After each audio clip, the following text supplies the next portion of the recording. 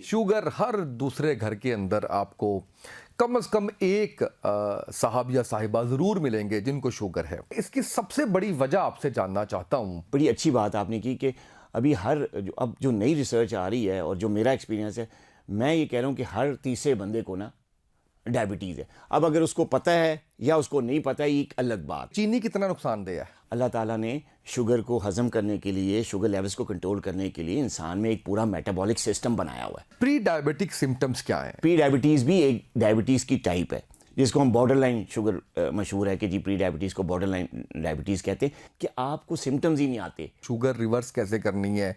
खुराक के ज़रिए, दवाई के बगैर? डायबिटीज़ हो गई है तो ये 100% जो है नॉर्मल हो जाती है, रिवर्स हो जाती है। यहाँ पे तो बहुत से ऐसे लोग हैं जो कहते हैं 20,000 रुपया दें, आपको दवाई भी नहीं लेनी पड़ेगी, शुगर रिवर्स हो जाएगी। देखिए, जो ये रिवर्सल की टर्म है ना, इसको बहुत ज़्यादा गलत यूज़ किया जा रहा है पाकिस्तान में। ये बहुत इंपॉर्टेंट बात है उन लोगों के लिए जो दूसरों से पूछते हैं, अच्छा तेरी शुगर किमें ठीक हुई?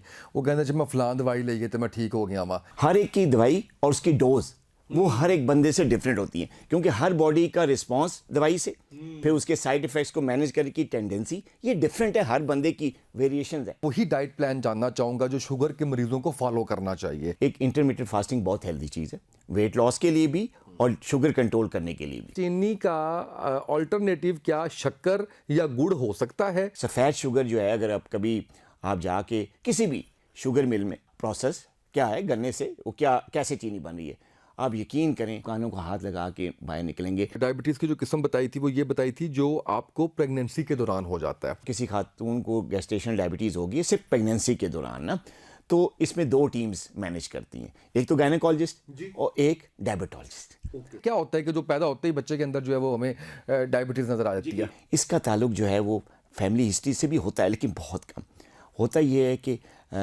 बॉडी में जो है वो ख़ास किस्म की ऑटो एंटीबॉडीज़ बनती हैं। स्टेम सेल पर काफ़ी बात हो रही है, आपका इल्म तजर्बा इस पे क्या कहता है? ये जो स्टेम सेल थेरेपी है ना, ये एक बड़ा प्रॉमिसिंग फ्यूचर है मेडिसिन का।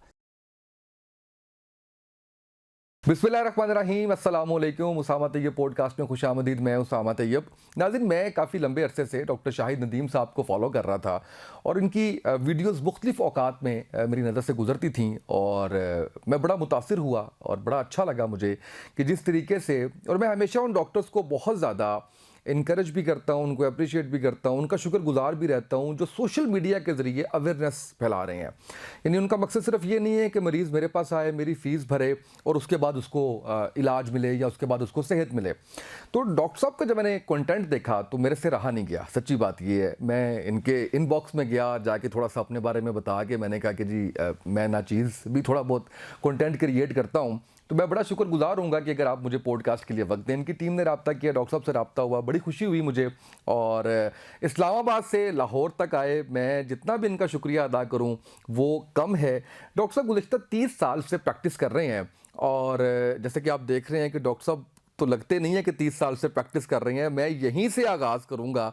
सबसे पहले आप खैरियत से हैं? ठीक हैं? अल्हम्दुलिल्लाह का शुक्र सामा, बिल्कुल ठीक ठाक मैं। और मैं साथ ही साथ ये जानना चाहूँगा कि 30 साल से प्रैक्टिस कर रहे हैं, लगते इतने यंग हैं आप। ये इतने साल कहाँ गए दरमियान से? बिल्कुल अक्सर आपका नहीं बल्कि मेरे अक्सर जो काफ़ी अरसे बाद मेरे जो रिलेटिव्स हैं बाहर इधर उधर सेट हैं, आते हैं 2-4 साल 5 साल बाद, तो मुझसे यही क्वेश्चन होते हैं, यार तू तो लगता ही नहीं कि तू इतना तेरी एज है और ये वो ना।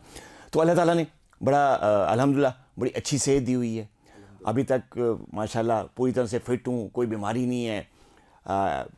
जब टाइम मिलता है थोड़ा सा वर्जिश करता हूँ, एक्सरसाइज करता हूँ, जिम भी जहाँ पे भी, बल्कि इस्लामाबाद पिंडी में कोई ऐसा जिम नहीं है जिसकी मेंबरशिप मेरे पास ना हो। अच्छा। टाइम निकालना वो ज़ाहिर है हमारा प्रोफेशन ऐसा है कि निकाल, लेकिन ये है कि जो है फिज़िकल एक्टिविटी को प्रॉपर टाइम देता हूँ जितना मिल सकता है और फैमिली को भी टाइम देता हूँ, कोशिश जिस हद तक की जा सकती है। अल्हम्दुलिल्लाह अल्लाह का शुक्र है कि अल्लाह ताला ने अब तक सेहत अच्छी दी हुई है। आगे देता है कि नहीं, दुआ है कि इसी तरह रखे। तो वो ये है कि अच्छी सेहत और ज़रा टेंशन कम ही लेता हूँ और एक्सरसाइज करता हूँ, अच्छी डाइट लेता हूँ, बैलेंस डाइट लेता हूँ। तो यही राज है मेरी यंग लुक का। क्या बात है। और इंशाल्लाह आइंदा आने वाले दिनों में भी, आने वाले सालों में भी ऐसी ही आपकी सेहत रहेगी, इतनी पॉजिटिविटी के साथ, इतने जो सदका जारिया आप कर रहे हैं, बड़ी दुआएं हैं आपके साथ। डॉक्टर साहब ये बताइएगा कि आम फहम ये होता है कि डॉक्टर्स शायद कभी बीमार नहीं होते, तो आप कभी बीमार हुए, कोई चैलेंज आया ऐसा, और अगर आया तो फिर कैसे निकले उससे? डॉक्टर्स भी इंसान होते हैं, लेकिन इंसान है, जैसे आप हैं, जैसे हमारे दोस्त हैं, जिनमें कई क्लास वाले डॉक्टर्स हैं। तो ज़ाहिर है बीमारी सुस्ती तो हर इंसान के साथ लगी रहती है। अल्लाह ताला की तरफ से जहाँ सेहत आती है वहाँ बीमारी भी आती है, डॉक्टर्स भी बीमार होते हैं। लेकिन अल्हम्दुलिल्लाह अल्लाह का शुक्र है कि अल्लाह ताला ने अब तक जो है मुझे किसी बड़ी बीमारी से बचा के रखा हुआ है। I am perfectly fit. लेकिन यह है कि बीमार होता भी रहा हूँ, जैसे अब कोविड आया, ठीक है ना। और कोविड में आपको पता है कि डॉक्टर्स का इंटरेक्शन, खास तौर पे जो सीनियर डॉक्टर्स होते हैं, उनका इंटरेक्शन कोविड के पेशेंट के साथ बहुत ज़्यादा था। मेरे क्योंकि मैं एज अ डायबिटोलॉजिस्ट, और डायबिटीज़, मोटापा, इन लोगों पे कोविड ने बहुत ज़्यादा हिट किया। आप अगर स्टैटिस्टिक्स उठा के देखें उस ज़माने की, तो तकरीबन कोई 75 या 70% जो पेशेंट्स थे कोविड के, उनमें 70% जो है ना वो डायबिटिक थे या ओबीज थे। इम्यूनिटी कम होती है, बिल्कुल सही। वायरस ने आके अटैक किया कोविड। तो ज़ाहिर है मेरा इंटरेक्शन कोविड के पेशेंट से बहुत ज़्यादा रहा उस पूरे अरसे में जितनी देर पाकिस्तान रहा। तो ज़ाहिर है मैं पूरी किट के साथ देखता था, पूरी उसके साथ, लेकिन ज़ाहिर इंटरेक्शन इतना ज़्यादा था कि कोविड ने अटैक किया। और काफ़ी डॉक्टर्स मुतासिर हुए, आपने सुना भी होगा, डेथ भी हुई कई डॉक्टर्स की। अल्लाह ताला, मेरे कुछ कोलीग्स भी थे जिनकी कोविड में डेथ हुई, अल्लाह ताला उनको जन्नत फिरदौस में जगह अता फरमाए। मुझे भी बड़ा सीरियस किस्म कोविड हुआ। मैं जो है वो ऑक्सीजन पे रहा, मैं स्टीरॉइड्स पे रहा, मैं बड़ा मतलब बहुत ज़्यादा सीरियसली कोविड इन्फेक्शन, कोविड नमूनिया का शिकार हुआ था। लेकिन अल्हम्दुलिल्लाह अल्लाह का शुक्र है कि माँ बाप की दुआएं थीं और लोगों की, मेरे दोस्तों की, रिश्तेदारों की दुआएं थीं, जिसकी वजह से अल्लाह ताला ने मुझे इस इम्तिहान से निकाला। मैं परफेक्टली ऑलराइट होकर सेहतमंद होकर निकला अल्हम्दुलिल्लाह। अल्लाह का शुक्र है। तो बीमारियाँ आती जाती रहती, डॉक्टर्स पे भी आती, लेकिन अल्लाह का शुक्र है कि अल्लाह ताला ने किसी बड़ी बीमारी से, अल्लाह का शुक्र है, अल्हम्दुलिल्लाह। डॉक्टर साहब ये बताइएगा कि आपका मैं कंटेंट देखता हूँ, उसके अंदर भी कोई नई बात होती है, कोई रिसर्च बेस्ड बात होती है। इसी तरह से ज़ाहिर है कि डॉक्टर्स के बारे में ये सुना है कि उनको सारी ज़िंदगी पढ़ना पड़ता है। तो आप अपने आप को अपडेट रखने के लिए क्या करते हैं? आपकी बड़ा अच्छा ये क्वेश्चन है कि डॉक्टर्स को सारी उम्र पढ़ना पड़ता है। ज़ाहिर है इतनी मुश्किल पढ़ाई है। आप जब हम डॉक्टर्स बनते हैं तो हमारी जब किताबें, जो हमारे अजीज़ रिश्तेदार जो आते थे, कभी घर विज़िट करते थे, देखते थे, तो वो कहते थे, यार ये तू शायद ये सारी बुक्स ये तूने पढ़ी हुई है। मैंने कहा पढ़ी भी नहीं हुई, बल्कि याद भी रखी हुई है। तो वो ज़ाहिर है डॉक्टर्स की पढ़ाई बड़ी मुश्किल होती है। और जब डॉक्टर बन जाते हैं तो ये नहीं है कि पढ़ाई आपकी, होता है ना दूसरे प्रोफेशन में आपने पढ़ाई की, आपने डिग्री ली, आप प्रोफेशन में आ गए, आप प्रैक्टिकल लाइफ में आ गए, बस पढ़ाई बंद, वही जो पहले थी वो सारा। लेकिन डॉक्टरी लाइन में, मेडिकल फील्ड में ऐसा नहीं है। जब डॉक्टर्स निकल के उसके बाद फिर जो अच्छे डॉक्टर्स हैं, उनको अपनी प्रैक्टिस को अपडेट रखने के लिए, अपनी अच्छी प्रैक्टिस को करने के लिए उनको रिसर्च का साथ देना पड़ता है, फिर भी पढ़ना पड़ता है। तो यही हाल मेरा भी है। मैंने ना सिर्फ जो है मैं अपनी नॉलेज को अपडेट रखता हूँ, बल्कि जितनी भी ख़ास तौर पे डायबिटीज़ में, शुगर की जो बीमारी है उस सिलसिले में, या डायबिटोलॉजी की फील्ड में, तो मैं अपनी नॉलेज को अपडेट रखता हूँ। इसके लिए मैं तकरीबन कोई 8-10 किस्म की जो पेड रिसर्च जो साइट्स हैं, जो ऑर्गेनाइजेशंस हैं, उनका मैं पेड पार्ट हूँ, जो अपना कंटेंट, अपना रिसर्च का जितना भी आउटपुट है वो मुझे भेजते हैं, मुझे उनको पढ़ना पड़ता है। फिर उसकी बेस से फिर मैं उनसे डिस्कशंस भी मेरी फ़ोन पे होती है। ये सारा चीज़ मैं करता हूँ। इसके अलावा जो है मैं रिसर्च के लिए, और जहाँ कोई नई रिसर्च हुई है, कोई डायबिटीज़ से ख़ास तौर पर रिलेट, तो मैंने दूसरे मुल्कों का सफ़र भी करता हूँ। ना सिर्फ उन जगह पे जाता हूँ जहाँ पे ये रिसर्च हो रही है, बल्कि जो रिसर्च की जो एप्लीकेशंस हैं, उन हॉस्पिटल्स में विज़िट करता हूँ, पेशेंट से मिलता हूँ, डॉक्टर से मिलता हूँ, ताकि वहाँ से मुझे नई अपडेट्स मिले। तो ये पढ़ाई का सिलसिला चलता रहता है। बड़ा मुश्किल है मुझे टाइम निकालना, लेकिन मैं टाइम निकालता हूँ। रिसर्च बेस्ड चीज़ों को पढ़ता हूँ, फिर दूसरे मुल्कों का दौरा करता हूँ। तो इसके लिए ज़ाहिर है मुझे मेहनत करना पड़ती है, टाइम निकालना पड़ता है। अल्हम्दुलिल्लाह अल्लाह का शुक्र है कि मैं जो है अपनी फील्ड में अपने आप को अभी तक मैंने अपडेट रखा। इसीलिए माशाल्लाह कामयाबी की एक बड़ी वजह ये भी है कि आप एक कामयाब डॉक्टर हैं। अरे डॉक्टर साहब, आपकी फील्ड की तरफ आते हैं। शुगर हर दूसरे घर के अंदर आपको कम से कम एक साहब या साहिबा ज़रूर मिलेंगे जिनको शुगर है। अच्छा, अब ये पहले इतनी ज़्यादा नहीं थी, यानी आज से अगर आप 20-30-40 साल पहले चले जाएं, आप तो प्रैक्टिस 30 साल पहले भी कर रहे थे, तो उस वक्त भी आप देखें कि ये रेशो शायद नहीं थी। आज इसकी जो है वो बहुत बड़ी। तो मैं इसकी सबसे बड़ी वजह आपसे जानना चाहता हूँ कि शुगर की सबसे बड़ी वजह क्या है। हमारे आम फहम ये है कि चीनी खाने से, मिठाई खाने से, मीठा खाने से शुगर हो जाती है। इसमें कितनी हकीकत है? बड़ा अच्छा सवाल उसामा आपने किया। लोगों में ये बड़ी मिथ है, गलतफहमी है कि जी मीठा खाएंगे तो शुगर होगी, ऐसा नहीं है। लेकिन ये बड़ी अच्छी बात आपने की कि अभी अब जो नई रिसर्च आ रही है और जो मेरा एक्सपीरियंस है, मैं ये कह रहा हूँ कि हर तीसरे बंदे को ना डायबिटीज़ है। अब अगर उसको पता है या उसको नहीं पता है, ये एक अलग बात है ना, मतलब अगर वो डायग्नोज नहीं हुआ, क्योंकि ये एक समझे एक खामोश कातिल भी है शुगर ना। किसी जब खासतौर पे जो टाइप 2 डायबिटीज़, उनमें सिम्टम्स नहीं होते, अलामात नहीं होती।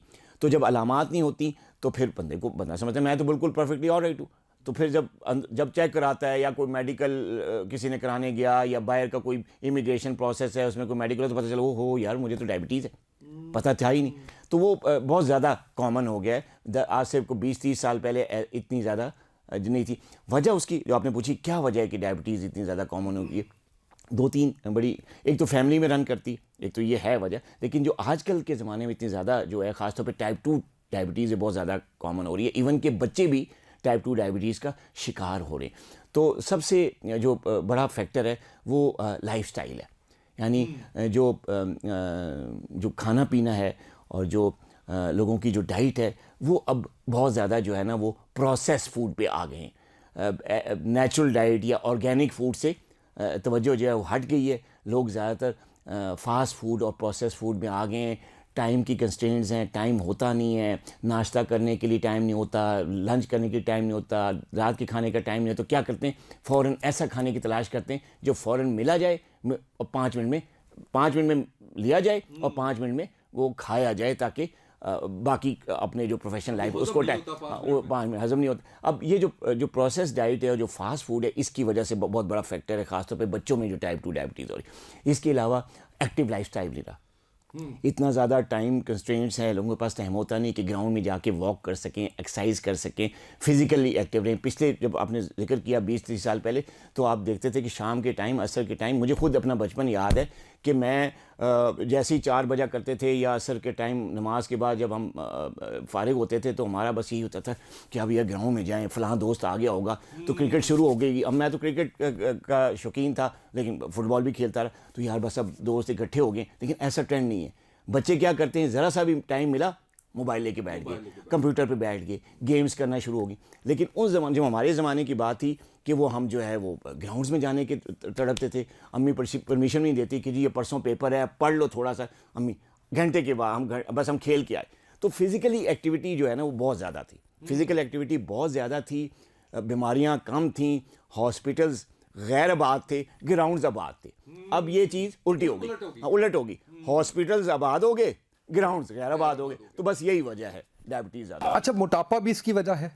एग्जैक्टली, मोटापा भी इसकी वजह है। लेकिन वही दूसरी बात कि मोटापा क्यों होता है, एक्टिविटी नहीं है, जंक फूड का इस्तेमाल ज़्यादा है, बैठा रहना ज़्यादा है, मोटापा हो गया। और मोटापे की वजह से भी टाइप 2 डायबिटीज़ बहुत ज़्यादा होता है। अच्छा, ये जो पहली बात रहेगी उसी में कि चीनी कितना नुकसानदेह है। अच्छा, शुगर उसका नाम ही इसको देखे ना। लेकिन ऐसी बात नहीं है। देखिए, अल्लाह ताला ने शुगर को हज़म करने के लिए, शुगर लेवल्स को कंट्रोल करने के लिए इंसान में एक पूरा मेटाबॉलिक सिस्टम बनाया हुआ है, पेनक्रियाज और लबलबा, जो कि इंसुलिन बनाता है। आप मीठा खाएंगे, इंसुलिन उसको एब्जॉर्ब कर लेगी और उसको जो है उसके लेवल को नॉर्मल कर लेगी, यही उसका काम है। लेकिन जो है चीनी खाने से शुगर नहीं होती, ये बात यकीन है। आप अगर नॉन डायबिटिक हैं, आपको मीठा पसंद है, आप स्वीट डिशेस खाएं। लेकिन अगर आप डायबिटिक हैं, आपको शुगर की बीमारी है, अद्वियात हैं या नहीं है, लेकिन अगर उस वक्त आप शुगर मतलब मीठा खाएंगे तो फिर ज़ाहिर बीमार होंगे, शुगर लेवल हाई होगा। लेकिन अगर हम नॉन डायबिटिक हैं, आपको शुगर नहीं है, चीनी खाने से डायबिटीज़ नहीं होती है। लेकिन ये बात जैसे कि मैंने पे रिस्क फैक्टर है। अगर आपकी फैमिली में शुगर की बीमारी है, आपकी अम्मी अबू में, आपकी बहन भाइयों में अगर ब्लड रिलेशन में शुगर की बीमारी है और आप तब भी मीठा ज़्यादा खा रहे हैं, तो रिस्क फैक्टर ख़तरा है कि आपको भी डायबिटीज़ हो जाएगी। तो अगर फैमिली में आपकी है, आप लेस फिज़िकली एक्टिव हैं, आप मोटापे का शिकार हैं, आपको स्ट्रेस है किसी किस्म का, नाइट जॉब करते हैं, तो फिर मीठा कम खाएं। ये क्योंकि रिस्क फैक्टर हैं सारे, तो इन रिस्क फैक्टर के साथ अगर मीठा खाएंगे तो आपको डायबिटीज़ का खतरा बढ़ जाएगा। लेकिन अगर आप पुरसुकून नींद लेते हैं, ख़ानदान में कोई डायबिटीज़ नहीं है, स्मार्ट स्लिम है, फिज़िकली एक्टिविटी भी करते हैं, अच्छा बैलेंस डाइट इस्तेमाल करते हैं, तो जितनी मर्जी चीनी खाएं। प्री डायबिटिक सिम्टम्स क्या हैं? अभी आप डायबिटिक तो नहीं हो, लेकिन उससे पहले आपको कैसे पता चल सकता है कि ये सिम्टम्स आ रही हैं, अलर्ट हो जाएं आप? प्री डायबिटीज़ भी एक डायबिटीज़ की टाइप है, जिसको हम बॉर्डर लाइन शुगर मशहूर है कि जी प्री डायबिटीज़ को बॉर्डर लाइन डायबिटीज़ कहते हैं। लेकिन जो प्री डायबिटीज़ होती है वो एक बिल्कुल स्टार्ट की फेज़ होती है, उसमें सिम्टम्स नहीं होते। अच्छा। उसमें जिनका वज़न ज़्यादा होता है या जिनको फैमिली हिस्ट्री होती है या स्ट्रेस फैक्टर है, स्मोकर हैं, सेडेंटरी जॉब करते हैं, नाइट जॉब्स करते हैं, बैठे रहने वाला काम है, उनको रिस्क फैक्टर होता है कि प्री डायबिटीज़। तो पहले प्री डायबिटीज़ होती है, अगर उसमें भी आप वो डाइट पे अच्छी डाइट पे नहीं आते, अपना लाइफस्टाइल चेंज नहीं करते, एक्सरसाइज पे नहीं आते, तो फिर उनको भी डायबिटीज़ टाइप 2 हो जाती है। जहाँ तक सिम्टम्स का ताल्लुक आपने की कि कैसे पता चलेगा, देखें ये मैंने ऐसे बताया कि बास टाइप 2 डायबिटिक्स जो होते हैं उनको सिम्टम आते ही नहीं, इसलिए मैं कहता हूँ कि ये खामोश कातिल है, या इसको मैं अपने लफ्ज़ों में कहते हैं मदर ऑफ डिजीज़। लेकिन सबसे ज़्यादा बुरी बात इस बीमारी में ये है कि अगर आपको चलो बुखार हुआ तो तेज़ बुखार हुआ, नमूनिया हुआ, खांसी हुई, आपको पता चल गया। टाइप 2 डायबिटीज़ में ये कि आपको सिम्टम्स ही नहीं आते। बाज़-औक़ात अक्सर केसेस में टाइप 2 में सिम्टम्स नहीं होते, पेशेंट अपने आप को बिल्कुल हेल्दी और बड़ा अच्छा समझता है, वो तो एक्सीडेंटली कभी चेक कराने गया तो पता चला कि डायबिटीज़ है, तो सिम्टम नहीं होते। हाँ, जिनको सिम्टम्स होते हैं जो कि स्टार्ट में अगर आप कहते हैं पता चल जाए, उसमें ये होता है कि ज़्यादा पेशाब आता है, यूरिन ज़्यादा आना शुरू हो जाता है, खासतौर पे रात को उठना पड़ता है ज़्यादा, प्यास ज़्यादा लगती है। रात को कितनी बार उठना देखिए पड़ता है? फिक्स टाइम नहीं है, क्योंकि एक आध बार तो मेरा ख्याल है कि नॉर्मली एक आध बार तो उठना तो वो तो नॉर्मल है, खासतौर पर सर्दियों में तो एक नॉर्मल है, गर्मियों में ज़रा नहीं उठा तीन जाता। चार बार अगर होता है तो अलर्ट हो जाए। 3-4 बार अगर होता है तो अलर्ट हो जाएं। अगर इस पेशाब आने के साथ साथ मुंह ड्राई हो रहा है, प्यास भी उतनी ज़्यादा लग रही है, जितनी दफ़ा पेशाब करने उठ रहे हैं उतनी गिलास भी पानी का पी रहे हैं, ठीक है, और फिर बार बार उठना पड़ रहा है, वो वेट लॉस हो रहा है, हल्का हल्का वज़न जो है आपका कम हो रहा है, लोग कह रहे हैं यार क्या हुआ यार, तुझे मैंने 2 महीने पहले देखा, तू तो ऐसा नहीं था, अभी क्या हो गया, मुँह तेरा निकल आया, हड्डियाँ निकल आई, क्या वेट लॉस, ये भी बड़ा एक अर्ली सिम्टम्स है। इसके अलावा जो है आपको ना थकावट शुरू हो जाती है, आपसे काम नहीं होता, आप जैसे ही कुछ थोड़ा सा करने लगते हैं टांगें दर्द करना शुरू हो जाती हैं, जिससे में दर्द शुरू हो जाता है, थकना शुरू हो जाते हैं, हाथ पाँव में जलन होती है, जलन ना भी हो पेन शुरू हो जाता है, रात को ख़ास तौर पे जब बेड पे लेटते हैं तो हाथ और टांगें और पाँव सब चीज़ें जो हैं वो दर्द शुरू हो जाती हैं और काफ़ी देर तक आपको नींद नहीं आती इन किस्म के दर्दों की वजह से। तो ये कुछ इब्तदाई अलामात हैं, अगर आपको आएँ, अगर किसी को ऐसा हो तो फ़ौरन अलर्ट होना चाहिए और फ़ौरन जो है अपने तजर्बाकार जो इस फील्ड के माहिर हैं उससे आप मिलके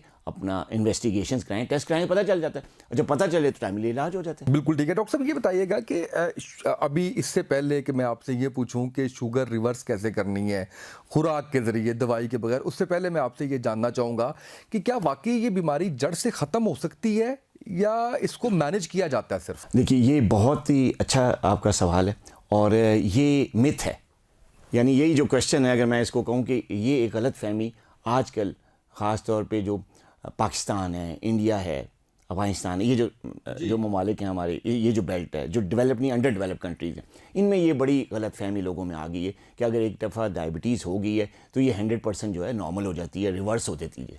अब यहाँ पे जो चीज़ है ना, वो रिवर्स का जो वर्ड है ना, उसका गलत इस्तेमाल किया गया कि जी रिवर्स का मतलब है कि जी शुगर आपकी बिल्कुल ठीक होगी, ऐसा हरगिज़ नहीं है। हाँ, कुछ टाइप्स की डायबिटीज़ की मुख्तलिफ किस्में, मैं अब इस टाइम के हवाले से अगर इस सवाल ये इसके बाद आप ज़रूर बताइएगा वो टाइप की डिफरेंट टाइप्स की डायबिटीज़ हैं।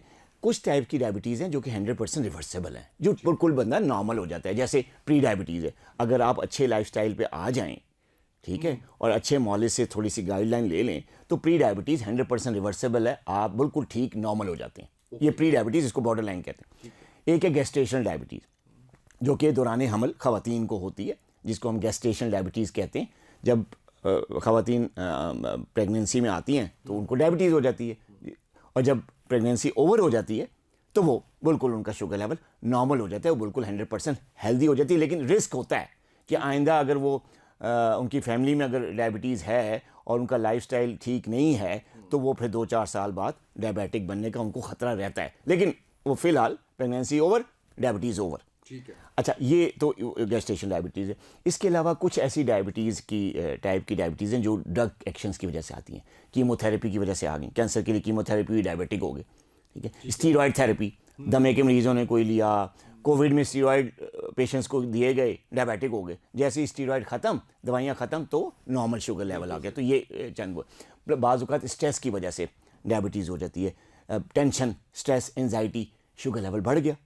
डॉक्टर के पास गए, डायग्नोज कर दीजिए आपको तो डायबिटीज़ है, लेकिन वो कारोबारी स्ट्रेस या कोई पैसे किसी ने खा लिए, सारा कुछ ओवर हुआ, रिलैक्स हुआ, डायबिटीज़। ये कुछ डायबिटीज़ की टाइप्स हैं जो कि 100% रिवर्स। लेकिन जहाँ तक टाइप 1, टाइप 2 डायबिटीज़ का ताल्लुक है या मूडी है या लाडा है। मूडी भी ऐसी डायबिटीज़ की किस्म है जो कि रिवर्स हो सकती है लेकिन एक अच्छे इलाज के साथ। लेकिन लाडा है, टाइप 2 डायबिटीज़ है, टाइप 1 डायबिटीज़, दो बड़ी मशहूर जो टाइप की डायबिटीज़ है, टाइप 1 है टाइप 2। थोड़ा सा फ़र्क भी बता दीजिए। जी, टाइप 1 तो डायबिटीज़ वो है जो कि जिसको हम कहते हैं इंसुलिन डिपेंडेंट, जिसमें इंसुलिन लगाई जाती है। उसमें पैनक्रियाज जो है जब लबलबा है उससे इंसुलिन का निकलने का प्रोसेस बिल्कुल स्टॉप हो जाता है, क्योंकि ये एक ऑटोइम्यून प्रोसेस होता है जिसकी वजह से जिस्म के अंदर की जो आपकी एंटीबॉडीज़ हैं वो अपना ही जिस्म जो है अपने ही लबलबे पे अटैक करता है। बीटा सेल्स जहाँ से इंसुलिन बनी है उनको डेड कर देता है, इंसुलिन बनने का प्रोसेस ख़त्म हो जाता है, टाइप 1 डायबिटिक हो जाता है। वो सारी उम्र रहती है, वो कोई भी वो रिवर्स नहीं कर सकते। वो डायबिटिक है, डायबिटिक ही रहेगा और इंसुलिन पे ही रहेगा। जहाँ तक टाइप 2 डायबिटीज़ का ताल्लुक, अगर एक दफ़ा आपको टाइप 2 डायबिटीज़ हो गई है, आप मेडिकेशन पे आए हैं, आपने इलाज किया है, तो आप ठीक चलते रहते हैं, मैनेज किया जा सकता है, ठीक है। लेकिन अगर आप अच्छी मेडिसिन, अच्छे मुआलिज के साथ आपने तजवीज़ का अद्वियात लेते हैं, साथ अपने फिजिकली एक्टिव लाइफस्टाइल है, अच्छी बैलेंस डाइट है, तो आप इसको मैनेज कर सकते हैं बड़ी कामयाबी के साथ। कुछ नहीं कही, मैं कहता हूँ पूरी ज़िंदगी कुछ नहीं कही। लेकिन अगर आपने इसको सही तरह मैनेज नहीं करते और एक इधर उधर से मिस सुन के जी रिवर्सिबल है तो ये कर लें, तो छोड़ दें रोटी चावल और ये कर दें वो कर दें, करेले का पानी पी लें, तो फिर आपको रिवर्स हो जाएगी। नहीं, टाइप 2 डायबिटीज़ हो गई तो आपकी रिवर्स नहीं हो सकती, आप डायबिटिक ही रहेंगे। हाँ, अगर आप अपना जो है अच्छे इलाज के साथ इसको अच्छा मैनेज कर लेते हैं तो कुछ भी नहीं कहेगी, ना कॉम्प्लिकेशंस आएंगी। लेकिन अगर इलाज छोड़ के आप उसको कहेंगे जी बिल्कुल मैं जो है वो फलां डाइट करके या फलां चीज़ खा के तो मैं बिल्कुल 100% ठीक हो नहीं, तो ऐसा नहीं है। आपने जो रिवर्सल की बात की है कि क्या वाकई ये रिवर्स नहीं हो सकती? क्योंकि जो मैं आपसे जानना चाह रहा हूँ वो ये जानना चाह रहा हूँ कि यहाँ पे तो बहुत से ऐसे लोग हैं जो कहते हैं 20,000 रुपया दें, आपको दवाई भी नहीं लेनी पड़ेगी, शुगर रिवर्स हो जाएगी। उसमें वो गोश्त बताते हैं खाएं, उसमें वो सब्जियां बताते हैं कि खाएं, चावल छोड़ दें, आप जो है वो ग्रेन हर तरह का छोड़ दें, आटा छोड़ दें। और अल्टीमेटली होता क्या है कि 3 माह तक वो इस पर लगाई रखते हैं और उसके बाद दोबारा से जब पेशेंट जो है वो वो नहीं उसके साथ कॉप अप कर पाता, तो फिर कहते हैं कि अच्छा आप दोबारा 20,000 दें और फिर जो है वो हम आपको ये रिवर्स कर देंगे। इस चक्कर में जो है वो लोगों को लगाई रखते हैं। ऐसे लोग मौजूद हैं। देखिए जो रिवर्सल की टर्म है ना, इसको बहुत ज़्यादा गलत यूज़ किया जा रहा है पाकिस्तान में। रिवर्सल की टर्म जो है वो उससे मुराद ये हरगिज़ नहीं है कि जी आपकी बीमारी रिवर्स हो गई है। रिवर्सल की टर्म जो बुक्स में है या इंटरनेशनली जो इसको कंसिडर किया जाता है कि आपका जो आपके टेस्ट हैं उनकी जो फिगर्स हैं वो रिवर्स हो गए। मसलन HbA1c बहुत हाई है, 10% है। इसके रिवर्सल से मुराद है कि आप इसको अगर 6 तक ले आएँ, 6.5 तक ले आएँ, 6.2 हेल्दी जो है ना वैल्यूज़, इवन के नॉन डायबिटिक रेंज में 5.8, 5.7 या 5.4 पे ले आएँ, तो ये फिगर रिवर्स होगी, टेस्ट रिवर्स हो गया। इसका ये मतलब नहीं है कि आपकी डायबिटीज़ रिवर्स होगी, ठीक है। या अगर आपका फास्टिंग लेवल जो है अगर आपका हाई रहता है और आप डायबिटिक हैं, आप फास्टिंग लेवल आप बीमारी रिवर्स करने से मुराद ये कि फास्टिंग लेवल अंडर 100 आ जाए, नॉर्मल हो गया, तो पेशेंट ये समझते कि यार मेरी बीमारी रिवर्स है। बीमारी रिवर्स नहीं होती, उसकी जो आपका जो टेस्ट है वो रिवर्स हो जाता है। अब इस टर्म को जो है ना कई लोग ऐसे हैं, कारोबारी जो है लोग हैं जिन्होंने इस टर्म का गलत फ़ायदा उठा के क्वैक्स हैं, मेडिकल फील्ड से उनका कोई ताल्लुक नहीं है। हाँ, उनकी बैक पे चंद डॉक्टर्स, हमारे पेटी भाई, मैं क्या कहूँगा उनको, पेटी भाई कहूँगा, पेटी भाई हैं, अपने जो है ना वो किसी मुफाद के लिए, पैसे की दुकानदारी चमकाने के लिए वो उनके बैक पे आ जाते हैं। वो क्वैक साहब जो है ना वो क्या करते हैं कि वो जनाब जो है रिवर्सल का गलत फ़ायदा उठाते हैं, लोगों को रिवर्सल का झांसा देते हैं। मेडिकल फील्ड से उनका कोई ताल्लुक नहीं है। मरीज़ लोग भी होते हैं कई, मतलब एक क्वैक ऐसा है जो कि डायबिटिक है, मुझसे इलाज करवाता रहा है और वो कई किस्म की दवाइयाँ खाता है, डिप्रेशन और मतलब थायराइड, मतलब कई बीमारियाँ, मैं उसको बज़ाहिर प्राइवेसी है मैं नाम नहीं लूँगा क्योंकि वो हमारा एथिक्स का होता है, लेकिन पेशेंट्स हैं, ऐसे हैं, ठीक है ना, बीमार है, ठीक है नहीं, दवाइयों की वजह से मेरी रिकमेंडेशन की वजह से वो ठीक हो जाता है, डायबिटीज़ उसकी सही कंट्रोल चलती है, तो वो जनाब डॉक्टर बन के जनाब क्वैक है और वो लोगों का इलाज शुरू कर दे।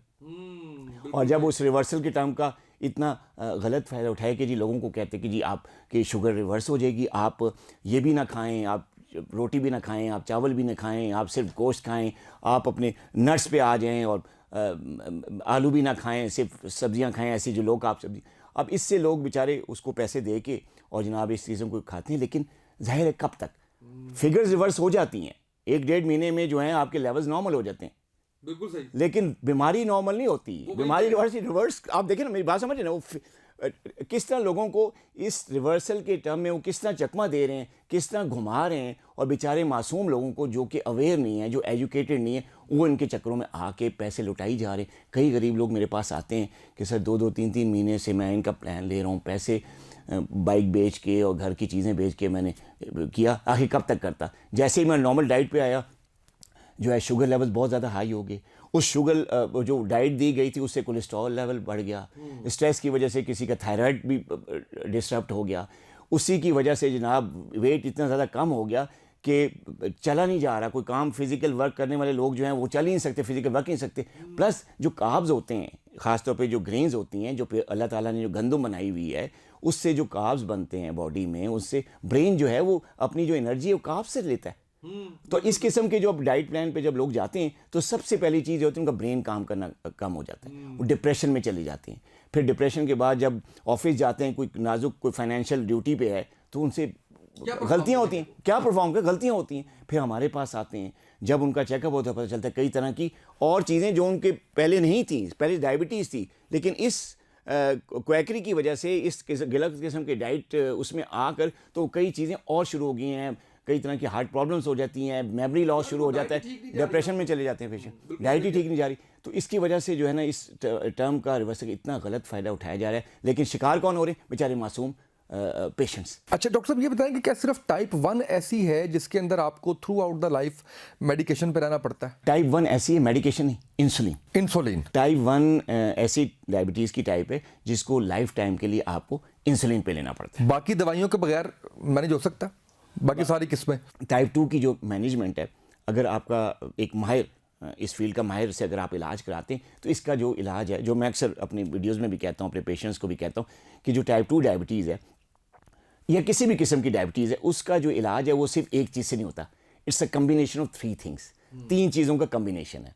नंबर 1, प्रॉपर दवाई इंडिविजुअलाइज किस्म की। ये यानी जो देखें, हर दवाई जो है हर एक के लिए नहीं होती, ठीक है ना। तो एक माहिर जो इस फील्ड का माहिर है, जो तजुर्बेकार डायबिटोलॉजिस्ट है, वही आपको बता सकता है कि आपके चेकअप करके कि आपके लिए कौन सी दवाई किस डोज में चाहिए। ये बहुत इंपॉर्टेंट बात है उन लोगों के लिए जो दूसरों से पूछते हैं, अच्छा तेरी शुगर किमें ठीक हुई?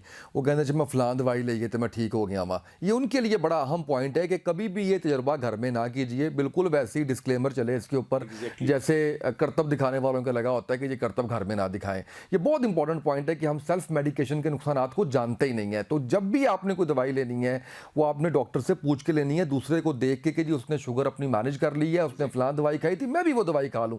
हरगिज़ ये ना कीजिएगा, इसलिए इंतहाई खतरनाक है। हर एक की दवाई और उसकी डोज वो हर एक बंदे से डिफरेंट होती है, क्योंकि हर बॉडी का रिस्पांस दवाई से, फिर उसके साइड इफेक्ट्स को मैनेज करने की टेंडेंसी ये डिफरेंट है, हर बंदे की वेरिएशंस है।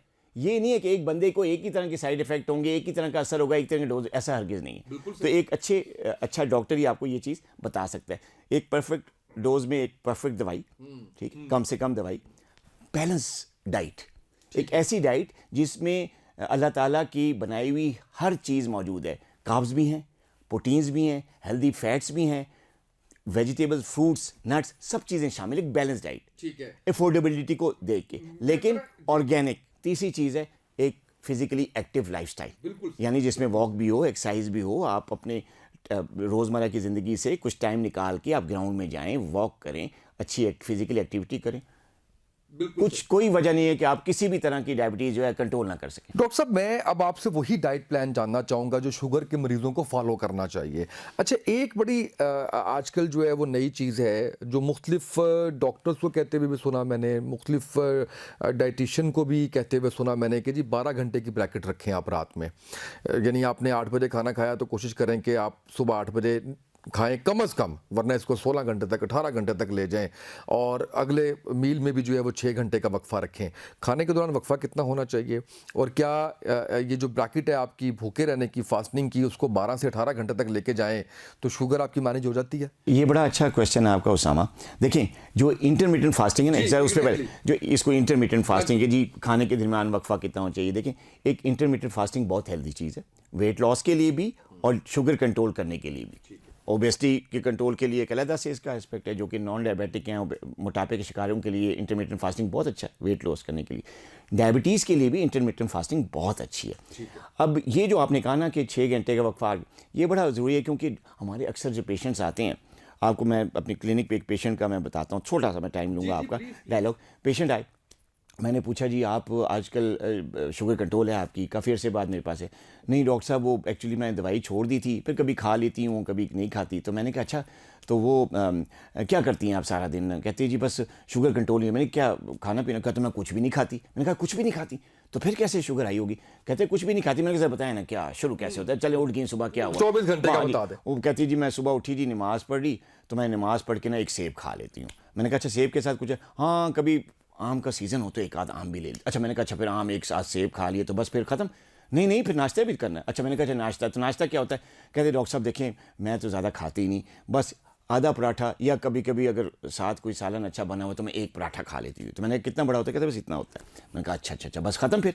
हाँ ख़त्म। फिर मैंने कहा अच्छा फिर दोपहर को तो नहीं खाती? कहते नहीं 12 बजे बच्चे स्कूल से आते हैं, 12:30-1 बजे, तो उनके साथ थोड़ा सा मैं कुछ स्नैक ले लेती हूँ। क्या होता है स्नैक? कहते एक दो बिस्किट ले लिए, कोई अगर बच्चा को केक लेके आया हो तो चल थोड़ा सा वो चख लेती। अच्छा चख लेती कितना? 2-3 पीस ले लेती हूँ। अच्छा मैंने कहा अच्छा 2-3 पीस तो बहुत कम होते हैं। कहती जी मैंने कहा बस ख़त्म हो गया? कहती जी बिल्कुल ख़त्म हो गया जी, अब कुछ नहीं। मैंने कहा अच्छा आप तो नहीं खाएंगी ना, आप तो रात को खाएं?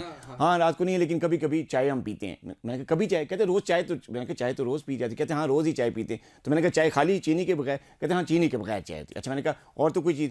नहीं चीनी के बगैर तो चाय होती है। मैं कभी कभी उससे 2 बिस्किट खा लेती हूँ, और साथ में अगर बिस्किट के अलावा कोई थोड़ी सी निम्को हो तो मैं वो भी खा लेती हूँ। अच्छा मैंने कहा अच्छा निम्को भी हो, 2-3 बिस्किट भी हो जाए तो चीनी डाल लेती हैं। इससे कितना तरद्दुद करने की कोशिश की, चीनी कम से कम ज़रा शुगर बढ़ाती है आपका, ये बिस्किट शिस्किट तो।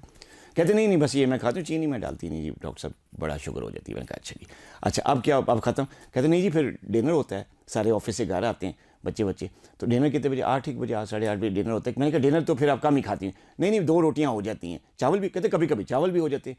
तो मैंने कहा अच्छा। फिर आखिर में मैं जब प्रिस्क्रिप्शन दे के, तो मैंने कहा मैडम आप कहती हैं मैं खाती कुछ नहीं हूँ, मेरी शुगर ही नहीं है। ये सारी एक्टिविटी जो आपने मुझे सारा दिन की बताई है, मुझे ये बताएं कि अगर इतना कुछ खा के भी आपकी शुगर अगर हाई नहीं होगी तो किसकी होगी बताएं? ठीक है ना? तो आप समझे मेरी बात? तो पेशेंट का जो साइकी है वो ये है कि ये थोड़ी बहुत चीज़ें जो ये खाते हैं, और इसमें इंटरमिटेंट फास्टिंग नहीं है, खाना मुंह चल रहा है कंटिन्यूसली चल रहा है, और फिर कहते हैं जी शुगर कंट्रोल नहीं। तो ये मतलब, और मैं एजुकेट करता रहता हूँ, जैसे आपने कहा ना, मैं बहुत ज़्यादा लिखता हूँ, बहुत ज़्यादा वीडियोज़ भी इस पर हैं कि देखिए म्याना रवि से खाएं, बैलेंस डाइट लें, एक्सट्रीम नहीं है, मैं हर चीज़ अलाउ करता हूँ। देखिए पोर्शन कंट्रोल है, ठीक है ना? और जब आप खाना खा लेते हैं तो कम से कम 6 घंटे का वक्फा उसमें दें। उसके बाद जो नेक्स्ट मील है उसमें कम से कम 6 घंटे का वक्फा हो, ताकि आपको जब दोबारा भूख लगे, जब आपके लेवल्स लो हों तो फिर आप खाएं। ये ना हो कि आप खाना खाया 2 घंटे बाद फिर कुछ ले रहे हैं, 1.5 घंटे बाद फिर कुछ ले रहे हैं, कोई स्नैक चल रहा है, तो फिर तो आपके शुगर लेवल हाई रहेंगे, वो कंट्रोल कैसे हो सकते हैं? तो एक खाने से दूसरे खाने में कम से कम 6 घंटे का वक्फा ज़रूर होना चाहिए, और अच्छी बैलेंस डाइट होनी चाहिए, एक अच्छे डॉक्टर से एक प्रॉपर डोज में एक दवाई होनी चाहिए, साथ एक फिजिकली एक्टिविटी, शाम में एक थोड़ी सी वॉक होनी चाहिए। तीनों चीज़ों के कम्बिनेशन है, हर तरह की शुगर कंट्रोल हो सकता है। डॉक्टर साहब ये बताएं कि मिठाइयाँ कितनी नुकसानदेह हैं? इससे पहले ये बताएं कि चीनी कितनी नुकसानदेह है, और फिर ये बताएं कि चीनी का अल्टरनेटिव क्या शक्कर या गुड़ हो सकता है, या आप हर चीज़ को मना करेंगे? अगर डायबिटिक हैं आप ना, अगर पेशेंट डायबिटिक है तो फिर तो मिठाई तो किसी तौर पे भी आम सहम भी बताइएगा, अगर डायबिटिक नहीं भी है तो भी बताना है आपने, बीइंग डॉक्टर बताएं हमें कि ये चीज़ें, क्योंकि चीनी के बारे में तो बहुत कहा जाता है कि बहुत ज़्यादा खतरनाक है। जी ये जो सफ़ेद चीनी है जिससे फिर मिठाई बनती है, जिससे सारी बेकरी के स्टफ्स बनते हैं, ये तो बहुत ज़्यादा खतरनाक। और दिन में अगर कोई 5 कप 6 कप चाय पीता है तो वो उसमें 8-10 चम्मच तो आराम से जो है वो हो जाते हैं। अगर आपको शुगर नहीं भी है, और अगर आप 8-10 चम्मच चीनी डाल रहे हैं, 4-5-6 कप जो चाय के पी रहे हैं, तो ये नुकसानदेह। सफ़ेद शुगर जो है, अगर आप कभी आप जाके किसी भी शुगर मिल में, कोई दोस्त यार की अगर आपकी शुगर मिल है, मैं आपकी विसासे से मैं सबको मशवरा दे रहा हूँ, अरबपतियों के दोस्त यार होंगे मिले होंगे, आप जाके ज़रा शुगर मिल में वो पूरा प्रोसेस देख कि चीनी कैसे बनने का बनती है? प्रोसेस क्या है, गन्ने से वो क्या कैसे चीनी बन रही है। आप यकीन करें, आप कानों को हाथ लगा के, अगर आप थोड़े से पढ़े लिखे हैं, आप प्रोसेस को समझते हैं, कोई साइंस थोड़ी बहुत पढ़ी हुई है, आप वहाँ जाके देख रहे हैं कि माइक्रो डिटेल में थोड़ा सा जा रहे हैं कि यार ये क्या मिला रहे हैं, कौन सा केमिकल है, क्या शुगर किस तरह बन रही है, तो आप कानों को हाथ लगा के बाहर निकलेंगे। और यकीन करें, थोड़ा सा बताएं इसमें क्या होता है। कौन से केमिकल डालते हैं? देखिए हर बंदा देख नहीं सकता जाके, हो सकता है ये वीडियो देख के कोई बच जाए इससे। ये जो प्रोसेस है चीनी बनने का, इसमें कई ज़्यादा केमिकल्स यूज़ होते हैं जो कि इसको प्रोसेस करके सफ़ेद चीनी की शक्ल में चीनी बनती है। इसमें कई ऐसे केमिकल्स हैं जो कि कैंसर भी कॉज करने के का बायस बन सकते हैं। अभी नई रिसर्च आई है कि कुछ ऐसे केमिकल्स हैं जिससे आपको कैंसर का रिस्क बढ़ जाता है, डायबिटीज़ का रिस्क तो बहुत ज़्यादा बढ़ जाता है, इसके अलावा स्ट्रोक, ठीक है, मोटापा, हार्ट प्रॉब्लम का रिस्क बढ़ जाता है। जब आप निकलेंगे तो आपको वाकई आप कहेंगे कि यार ये वाकई मैं चीनी ना यूज़ करूं। और अक्सर लोग अगर वहाँ से जो वापस आते हैं पूरे प्रोसेस को देख के तो चीनी यूज़ नहीं करते। जहाँ तक ये सवाल कि जी उसकी जगह पे शक्कर ले लें, गुड़ ले लें, देखें अगर आप नॉन डायबिटिक हैं तो आप ये जो नेचुरल शुगर्स हैं जैसे गुड़ है, शक्कर है, आप ब्राउन शुगर है, ये आप ले सकते हैं। अगर आपको शुगर नहीं है, ये आपके लिए ज़रा हेल्दी है as compared to white sugar, ठीक है। लेकिन अगर आप मोटे हैं, ओबीज़ हैं, आपको डायबिटीज़ है, आपको हार्ट प्रॉब्लम है, आपकी फैमिली में हार्ट प्रॉब्लम है, आपकी फैमिली में डायबिटीज़ है, तो आप इनसे भी थोड़ा सा बचें। क्योंकि जब मेरे से शुगर जब पेशेंट्स मुझसे पूछते हैं कि सर मैं गुड़ ले लूँ, चीनी ना लूँ, तो शक्कर डाल लूँ, तो मैं कहता हूँ कि ये तीनों बहन भाई हैं। आपके लिए डायबिटिक पेशेंट के लिए ये तीनों जो चीज़ हैं, गुड़ है, शक्कर है और जो आपका वाइट शुगर है, ये तीनों आपस में बहन भाई हैं। तीनों का ही नुकसान है अगर आप डायबिटिक हैं। और वो शुगर फ्री टैबलेट्स होती हैं चाय में डालने वाली, वो देखिए आर्टिफिशियल स्वीटनर्स में भी जो है ना कई तरह के केमिकल्स और प्रिजर्वेटिव्स ऐड होते हैं। बेहतर ये या फिक्की चाय पीवी है? फीकी चाय का तो बेस्ट है, ठीक है ना। लेकिन कभी कभी जब मुझे हमारे पेशेंट्स तंग करते हैं कि सर कुछ तो देता है, इनको टेस्ट तो आ जाए ना, तो मैं फिर स्टीविया, और मैं उनको यही मशवरा देता हूँ कि नेचुरल स्टीविया प्लांट घर में लगाएं, ठीक है ना। वो आपके गमले में आ जाता है, मतलब कोई आप, मैं कहता हूँ जी आप घर में लगाएं, हमारा घर छोटा है जी, कहाँ डॉक्टर साहब आप तो कह रहे हैं फार्म हाउस खोलें। मैंने कहा यार फार्म हाउस नहीं है, एक गमले में 2-3 गमले लगा के आप घर में रख लें, पानी दें, पौधा निकालें, पत्ते लें, सुखाएं, कूट के चीनी की जगह डाल लें, एक नेचुरल जो है ना वो स्टीविया प्लांट, तो इसको मैं ज़्यादा प्रमोट करता। एक शुगर की जो इसकी डायबिटीज़ की जो किस्म बताई थी वो ये बताई थी जो आपको प्रेगनेंसी के दौरान हो जाता है। अच्छा डॉक्टर साहब, मैं आपसे ये जानना चाहूँगा कि इसमें मैंने कुछ ख़वातीन को परेशान भी देखा कि वो passing through family process pregnancy में है और वो शुगर की वजह से परेशान है, पहले कभी नहीं थी, एकदम हो गई। उसमें जो उनकी गायनेकोलॉजिस्ट है उसी की हिदायत पे आगे चलें या उसमें जो शुगर का डॉक्टर है, डायबिटीज़ का डॉक्टर है, उसके साथ भी रब्ता करें और उससे भी पूछें कि उसमें क्या मेडिसिन लेनी है क्या नहीं लेनी, क्योंकि ये भी कहा जाता है कि प्रेगनेंसी के दौरान किसी किस्म की अद्वियात नहीं लेनी चाहिए, बच्चे के लिए बड़ी नुकसानदेह होती हैं। देखिए ये बहुत ही अच्छा आपने सवाल किया, क्योंकि एजुकेशन की, मेडिकल एजुकेशन की कमी है। लोग जो हैं वो गाँव से भी जो हैं वो डिलीवरियाँ हो रही होती हैं, प्रेगनेंसी हो रही थी, यहाँ पे दाइयाँ होती हैं, गायनेकोलॉजिस्ट नहीं होती, तो ये चीज़ें भी हमें ज़रा मद्देनज़र रखनी होंगी। तो लोगों की जो है ना इंफॉर्मेशन के लिए मैं बताता चलूँ कि जो अगर गेस्टेशनल डायबिटीज़ है तो इसमें अगर आप किसी खातून को गेस्टेशनल डायबिटीज़ होगी सिर्फ प्रेगनेंसी के दौरान ना, तो इसमें 2 टीम्स मैनेज करती हैं, एक तो गायनेकोलॉजिस्ट और एक डायबिटोलॉजिस्ट। आपको कभी भी जो है ना एक फर्द वाहिर से जैसे गायनेकोलॉजिस्ट उससे इस चीज़ का इलाज ना करें। आप गायनी के लिए तो अब गायनेकोलॉजिस्ट है। जैसे कोविड में हुआ था, जिनको कोविड हो गया तो इवन गायनीज ने कहा कि जी आप पल्मोनोलॉजिस्ट या जो भी इनके एक्सपर्ट हैं उनके पास ज़रूर जाएं। यही चीज़ है, कई गायनेकोलॉजिस्ट मेरे पास रेफ़र करती हैं, अपनी पेशेंट्स हैं कि जी डॉक्टर साहब शुगर अब आप देखें। तो उसमें क्योंकि देखें कई ऐसी मेडिकेशंस हैं, इंसुलिन है जिनकी डोजेजेस सही करनी पड़ती हैं, उनको प्रॉपर्ली उनको गाइडलाइन देनी पड़ती हैं, उनकी डाइट के मुतालिक, उनकी फिजिकल एक्टिविटी के मुतालिक उनको मेडिसिन देनी पड़ती हैं, ऐसी मेडिसिन देनी पड़ती हैं जिनका साइड इफेक्ट ना उन पे हो ना उनके होने वाले बच्चे पे हो। तो ये चीज़ एक डायबिटोलॉजिस्ट ही समझ सकता है। तो गायनी प्लस डायबिटोलॉजिस्ट, ये 2 की टीम होती है जो कि गेस्टेशन डायबिटीज़ को मैनेज करती है। सारी दुनिया में FDA अप्रूव्ड यही तरीक़ेकार इलाज है। अच्छा, अब जहाँ तक ये है कि मेडिसिन कौन सी दी जाए कि जी बच्चे के लिए, तो उसमें कई मेडिकेशंस ऐसी हैं जिनको नहीं दिया जाता प्रेगनेंसी में। जो डायबिटीज़ की मेडिकेशंस हैं इसलिए नहीं दिया जाता कि उसकी वजह से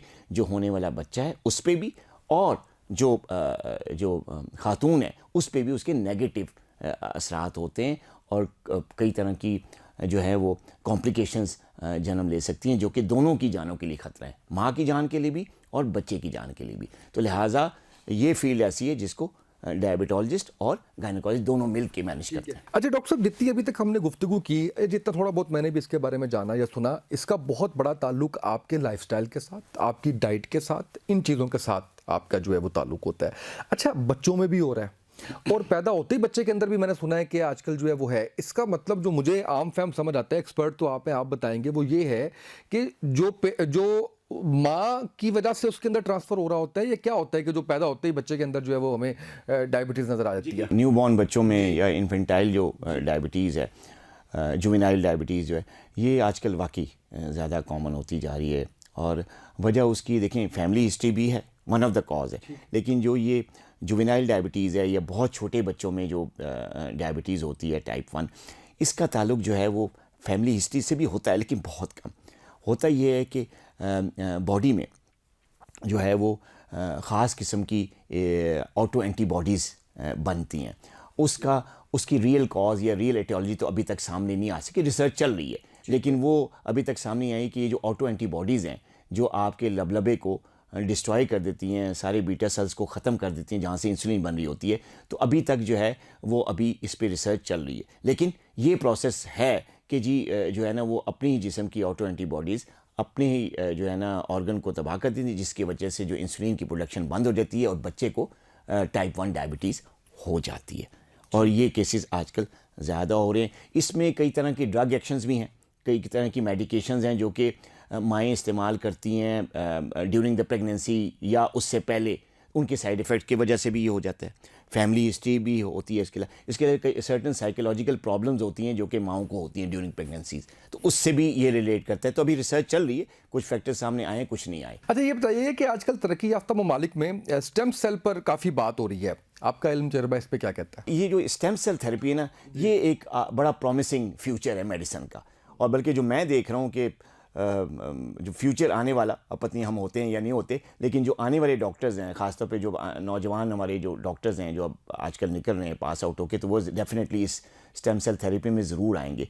तो ये स्टेम सेल थेरेपी बड़ी नई तरह की थेरेपी है और इसमें regenerative, it's a type of regenerative medicine. इसमें ये होता है कि दो तरह की होती हैं, एक ओरल भी स्टेम सेल थेरेपी होती है, एक ये सर्जिकल भी होती है जिसमें आपको स्टेम सेल ट्रांसप्लांट जिसको कहते हैं।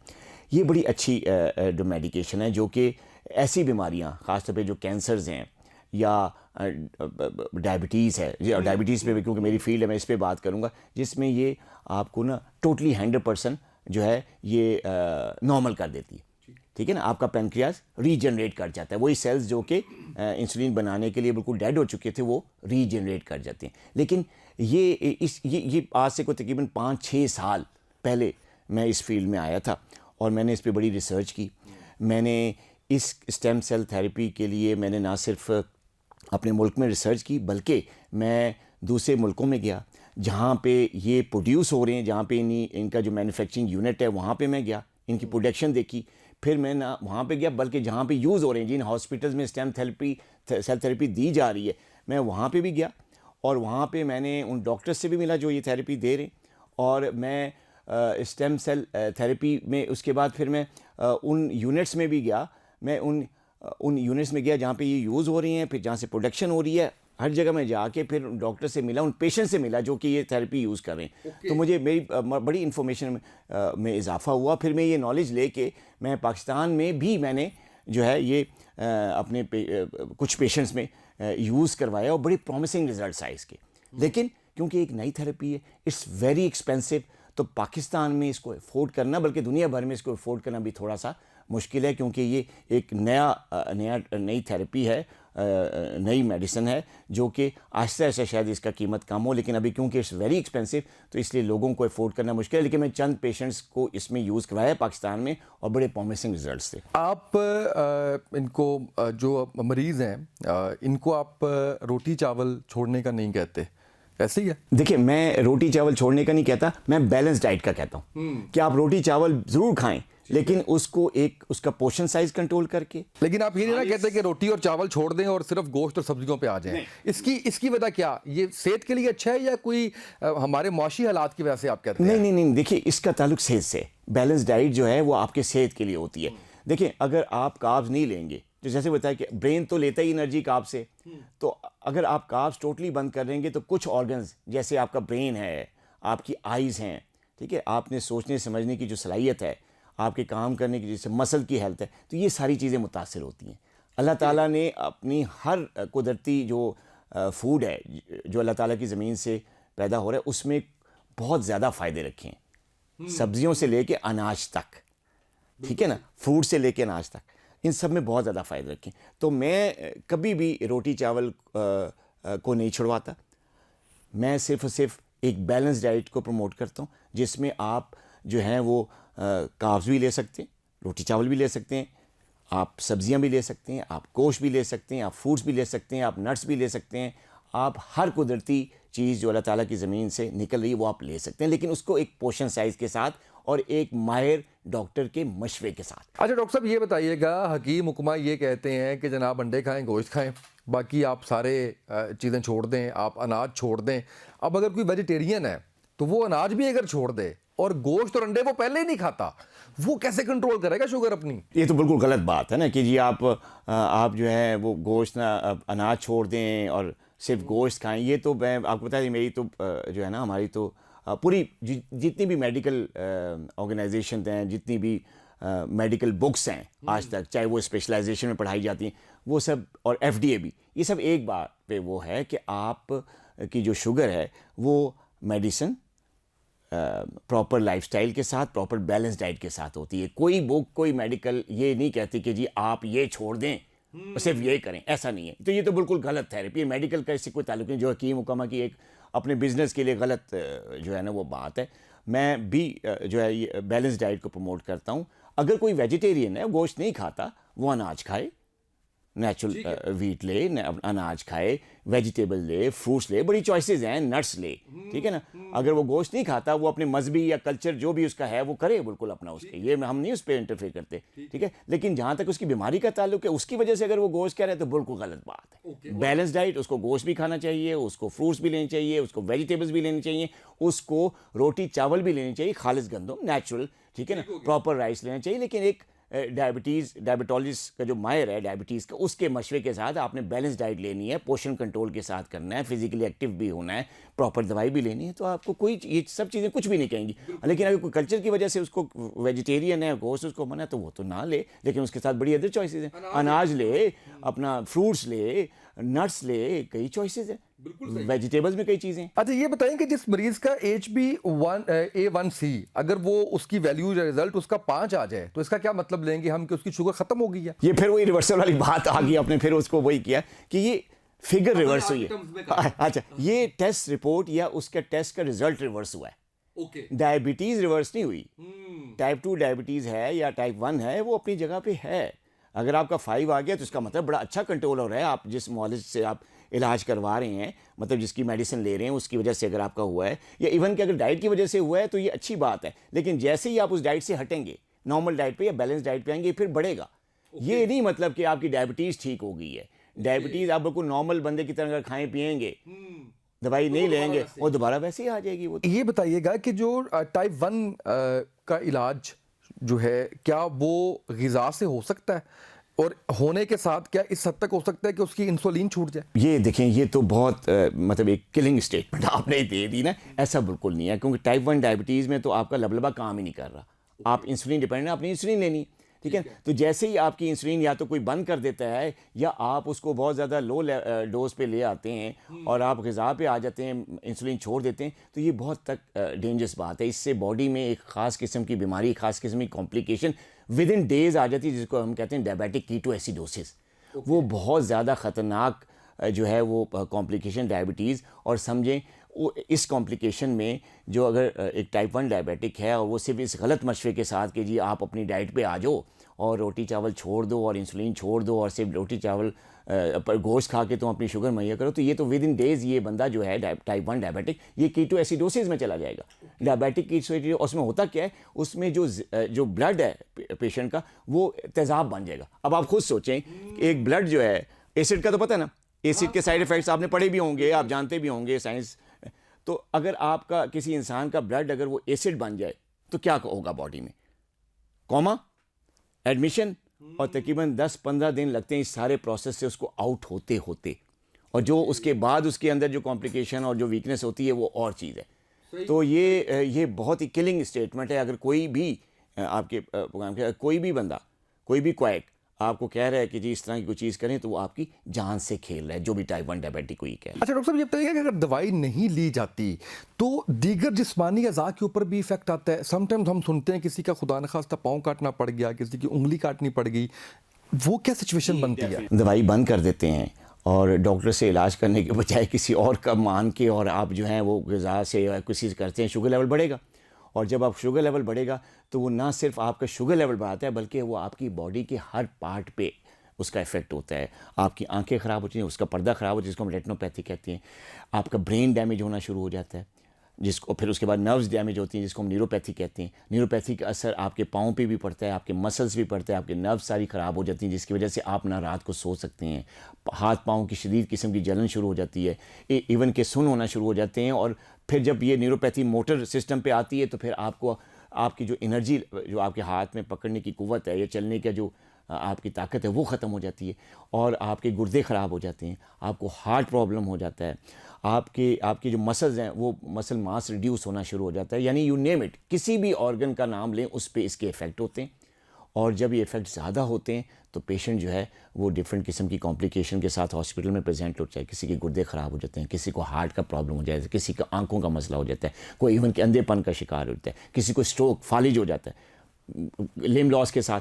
तो ये चीज़ें होती हैं अगर आप किसी भी गलत एडवाइस का वो लेंगे और शुगर लेवल हाई रहेगा और थोड़े अरसे हाई रहेगा, खासतौर पर टाइप 2 डायबिटीज़ में, तो फ़ौरन ही कॉम्प्लिकेशन। अगर टाइप 1 डायबिटिक है तो विद इन डेज आप जो है हॉस्पिटल में एडमिट हो जाएंगे। डॉक्टर साहब, ब्लड प्रेशर पे आ रहे हैं थोड़ा सा। जी। ब्लड प्रेशर क्यों होता है और क्या इसको ख़त्म किया जा सकता है इस बीमारी को, या ये भी शुगर की तरह मरते दम तक साथ ही रहती है आपके? और क्या ये बजाते खुद कोई बीमारी है या किसी और ऑर्गन की वजह से ब्लड प्रेशर आपका हाई होता है? जैसे कुछ डॉक्टर्स ये कहते हैं कि आपके सर में दर्द जो होता है वो सर दर्द कोई बीमारी नहीं है, वो कोई और आपके प्रॉब्लम चल रहा है जिसकी वजह से आपके सर में दर्द हो रहा है। तो क्या ब्लड प्रेशर भी ऐसे ही है? हकीम तो इस हवाले से कहते हैं कि जो ब्लड प्रेशर है वो आपके स्टमक की वजह से ज़्यादा आपको जो है वो परेशान करता है। इस बारे में ज़रा आगाही दीजिएगा। ये हाइपरटेंशन कहते हैं इसको, जो ये ब्लड प्रेशर की बीमारी, इसको मेडिकल टर्म में इसको हाइपरटेंशन कहते हैं। और एक मज़ीद टर्म जो इसकी है डिटेल, वो एसेंशियल हाइपरटेंशन कहते हैं, जो आजकल बहुत सारे पेशेंट्स को होती है। देखिए, जो एसेंशियल हाइपरटेंशन है इसकी कोई एटियोलॉजी नहीं है, मतलब इसको कहते ही एसेंशियल हाइपरटेंशन ये है कि इसकी कोई ख़ास वजह नहीं होती। ठीक है ना? फैमिली हिस्ट्री, अनहेल्दी किस्म का लाइफस्टाइल, बॉडी वेट ज़्यादा है, टेंशन ज़्यादा है, स्ट्रेस ज़्यादा है, स्मोकिंग की आदत है, ज़्यादा चलते फिरते नहीं है, जंक फूड का इस्तेमाल ज़्यादा है। कई ऐसे फैक्टर्स हैं जिसकी वजह से जो है वो ब्लड प्रेशर हो जाता है। ठीक है। फैमिली हिस्ट्री भी इसमें आती है। अच्छा, जब ब्लड प्रेशर हो जाता है तो डायबिटीज़ की तरह, टाइप 2 या टाइप 1 की तरह, इट्स अ क्रॉनिक डिजीज़। दवाइयाँ ऊपर नीचे हो सकती हैं, डोज उनकी दवाई की अगर कोई 2 मिलीग्राम ले रहा है तो वो थोड़ा सा एक्टिव लाइफस्टाइल, तो हेल्दी डाइट लेके, नमक थोड़ा कम करके और फैट का इस्तेमाल ज़रा कम करके, थोड़ा सा स्मार्ट वेट रिड्यूस करके, जिम शिम जाके, तो वो इसकी 2 मिलीग्राम को 1 मिलीग्राम कर लेगा। लेकिन ऐसा नहीं हो सकता कि आप इसकी मेडिसिन बिल्कुल छोड़ दें। ठीक है? हाँ, कुछ केसेस में, जो कि अगर फ़र्ज़ करें आपको मोटापे की वजह से हाइपरटेंशन हो गया है या कोलेस्ट्रॉल लेवल हाई होने की वजह से हाइपरटेंशन हो गई है, तो अगर उन चीज़ों को आपने रिवर्स कर लिया है, वेट बिल्कुल स्मार्ट वेट पे आपके बिल्कुल प्रॉपर BMI आ गया है, स्मार्ट आप हो गए हैं, वेट रिड्यूस हो गया है, स्ट्रेस भी ख़त्म हो गया है, स्मोकिंग भी आपने छोड़ दी है, हेल्दी लाइफस्टाइल पे आ गए, नींद भी बड़ी पूरी करनी शुरू कर दी, फैमिली हिस्ट्री थी ही नहीं, तो फिर हो सकता है आप मेडिसिन से वेव ऑफ हो जाए। लेकिन फिर भी आपको इसको मॉनिटर करना पड़ता है कि कभी भी ज़रूरत पड़ सकती है। लेकिन जहाँ तक आपका 2-3 सवाल थे इसी के अंदर आपने कि जी दवाई अगर छोड़ दी जाए तो फिर क्या? हाँ जी, दवाई अगर छोड़ दी जाए तो फिर इसका नुकसान है, क्योंकि ब्लड प्रेशर जब हाई होगा तो फिर आपके हार्ट का प्रॉब्लम भी आपको हो सकता है, आपको फालिज का अटैक भी हो सकता है, आपकी आँखों पे भी इसके असरात हो सकते हैं, और आपकी लिम्ब स्पेस के असरात हो सकते हैं, क्लॉट्स बन सकते हैं, किसी भी किस्म की जो है ना वो आपको इसकी कॉम्प्लिकेशंस हो सकती हैं। तो अगर आपको ब्लड प्रेशर की बीमारी है, डायग्नोज है, डॉक्टर्स ने, कार्डियोलॉजिस्ट ने या डॉक्टर ने आपको ब्लड प्रेशर की दवाई दी हुई है, तो आपको इसको लेके चलना है। डोज आपके मालिश के मशवरे से आप आगे पीछे कर सकते हैं, लेकिन इसके दवाई जो है वो कंटिन्यू रखनी पड़ती है अगर एक दफ़ा हो गई है। अच्छा, अब एक और पार्ट के सर दर्द, देखिए कई सिम्टम्स होते हैं। ब्लड प्रेशर का वैसे कोई ख़ास सिम्टम नहीं हो सकता, लेकिन जो कि नॉन डायबिटिक हैं, आम लोग हैं, जिनका अगर ब्लड प्रेशर हाई हो जाता है तो सर में दर्द होता है, उनको सर में दर्द होता है, ब्लड प्रेशर नीचे आता है, सर का दर्द ठीक हो जाता है। इसके अलावा सर दर्द की हज़ारों वजूहात हैं। कोई एक ये नहीं कि ब्लड प्रेशर की वजह से होता है, स्टमक की वजह से भी होता है, सर में दर्द नींद की कमी की वजह से भी होता है, कोई किसी खास किस्म का स्ट्रेस की वजह से भी है, माइग्रेन जो है वो भी सर दर्द का बायस है। तो आंखों की वीकनेस, कई लोग आजकल स्क्रीन का इस्तेमाल करते हैं, आंखें नज़र वीक होगी, सर में दर्द हो रहा है जी, रेस्टलेसनेस है, आंखों की वीकनेस है। तो कई वजूहात हैं, सर दर्द की कोई एक वजह नहीं है। वैसे आम स्ट्रेस की वजह से सर दर्द होता है, थकावट की वजह से सर दर्द होता है, सारा दिन काम किया, आज रेस्ट प्रॉपर नहीं मिला, सर में दर्द हो गया, पैराडोल ले ली तो ठीक हो गया। तो ये चीज़ें होती हैं सर दर्द के साथ, कोई एक ख़ास वजह नहीं है। कोलेस्ट्रॉल का बड़े गोश्त के साथ क्या ताल्लुक है? कोलेस्ट्रॉल का बड़े गोश्त के साथ ताल्लुक ये देखिए, अगर तो आपको कोलेस्ट्रॉल की बीमारी है, ठीक है, तो फिर तो बड़े गोश्त को थोड़ा एहतियात के साथ, आपको बना बैठ भी नहीं करता, आपको बड़ा गोश्त ले सकते हैं, लेकिन फिर लीन मीट, चर्बी निकाल के आप बड़ा गोश्त ले सकते हैं, थोड़ा कम, मतलब हफ्ते में 1-2 दफ़ा ले सकते हैं, क्योंकि गोश्त की अपनी इफादियत है, अपने उसकी ताकत है, अपने उसके विटामिन जो आपकी बॉडी को मिलते हैं, ठीक है। लेकिन अगर कोलेस्ट्रॉल का ताल्लुक सिर्फ ये नहीं है कि अगर आपको कोलेस्ट्रॉल की बीमारी नहीं है, और बाज़ लोग कहते हैं कि आप अगर गोश्त खाएंगे तो आपको कोलेस्ट्रॉल की बीमारी होती है, ऐसा बिल्कुल भी नहीं। कोलेस्ट्रॉल की बीमारी की और कई वजूहात हैं, जिसमें जो है हेरिडिटी टेंडेंसी, फैमिली हिस्ट्री जो है वो बड़ा रोल प्ले करती है, प्लस आपका लाइफस्टाइल है, स्मोकिंग है, कई फैक्टर्स हैं जिसकी वजह से आपको जो है ये कोलेस्ट्रॉल की बीमारी होती है। कोई एक खाना नहीं है कि जिसकी वजह से आपको होती है, लेकिन अगर आपको हो जाए तो फिर आपको थोड़ा सा एहतियात करनी पड़ती है। बड़े गोश्त को ज़रा थोड़ा मॉडरेट क्वांटिटी में इस्तेमाल करना पड़ता है, लीन मिल्क, उसकी चर्बी को साफ़ करके लेना पड़ता है, और जो है आपको एक एक्टिव लाइफस्टाइल गुजारना पड़ता है, जिससे आम और उसमें है। लेकिन ये बात गलत है कि जी अगर आप कोलेस्ट्रॉल नहीं है और आप गोश्त खाएंगे तो फिर आपको कोलेस्ट्रॉल हो जाएगा, ऐसा नहीं है। वरना तो इसका मतलब है कि दुनिया में जो कोई भी मीट खाता है उसको कोलेस्ट्रॉल की बीमारी है, ऐसा नहीं होता। वेट कम करने के लिए डाइट प्लान भी बड़ा शानदार देते हैं। मैं ये तो नहीं कहूँगा कि सबका जेनेरिक होता है, लेकिन मोटी मोटी चीज़ें मैं ज़रूर जानना चाहूँगा आपसे कि जो लोग नहीं आपके पास आ पाते, वैसे तो आपका नंबर हमारे इस पॉडकास्ट में चल रहा है, अगर आप ऑनलाइन भी एड्रेस करते हैं मरीज़ों को तो मुझे उम्मीद है कि लोग आपसे कॉल करेंगे। लेकिन कुछ मोटी मोटी चीज़ें और 1-2 चीज़ें जो मैं ख़ासकर ये जानना चाहता हूँ कि 1 महीने में 10 किलो 15 किलो वेट कम, ऐसे बड़े नारे मैंने सुने हैं कि जी 1 माह में 10 किलो वेट कम हो जाता है, 15 किलो वेट कम हो जाता है। तो कितने केजीज़ आपको कम करना रिकमेंड है 1 महीने के अंदर? देखिए ये बड़ा अच्छा आपका सवाल है, और आजकल बड़ा इस पे काम भी हो रहा है कि जी अगर आप मोटापे के शिकार हैं तो कितना वेट आपको रिड्यूस करना चाहिए। देखिए ये तो अकॉर्डिंग टू योर हाइट और उस वेट के हिसाब से आपको रिडक्शन करनी चाहिए, लेकिन जो मेडिकल रिकमेंडेशंस हैं वो ये हैं, देखिए बहुत ज़्यादा कम करना भी 1 महीने में जो है ना, एकदम अगर आप 10-15 किलो कम कर लेते हैं तो वो भी ठीक बात नहीं है, ठीक है। और अगर आप आहिस्ता आहिस्ता इसको कम करें तो वो ठीक है। अगर महीने में अगर आप बात करें कि 1 महीने में कितना रिकमेंडेड है, तो 1 महीने में आप 4 से 5 kg अगर लॉस करते हैं तो वो एक हेल्दी लॉस है। उसमें आपके साइड इफ़ेक्ट्स भी नहीं होंगे, किसी किस्म की वीकनेस भी नहीं होगी, और आप प्रॉपर अपनी ज़िंदगी के सारे काम जो आपकी रूटीन लाइफ वो कर सकेंगे। अगर आप एकदम फ़र्ज़ करें आप 1 महीने में 10 किलो कम कर लेते हैं या 15 किलो कम कर लेते हैं जैसे कि आपने कहा, तो फिर ये वेट लॉस तो हो गया, लेकिन फिर इसके साथ इसके साइड इफेक्ट्स आने शुरू होंगे, चेहरे पे झुर्रियां पड़ जाएंगी, स्किन एक मसल्स, ठीक है ना। मेंटल अगर आप किसी ऐसे काम से मुंसलिक है जिसमें दिमागी काम है तो वो डिस्टर्ब होगा, तो वो फिर बॉडी के हर पार्ट जो है वो आपका मुतासिर होगा। तो देखिए मैं हमेशा कहता हूँ बैलेंस डाइट, जैसे मैं आना रवि, जो एक्सट्रीमिज्म है ना उसी को लोग जो है ना, ये जो क्वैक्स हैं या गलत किस्म की जो ये मिस फैलाने वाले लोग हैं जो अपने मफाद की खातिर इशारा कर रहे हैं, वो एक्सट्रीम पे ले जाते हैं आपको।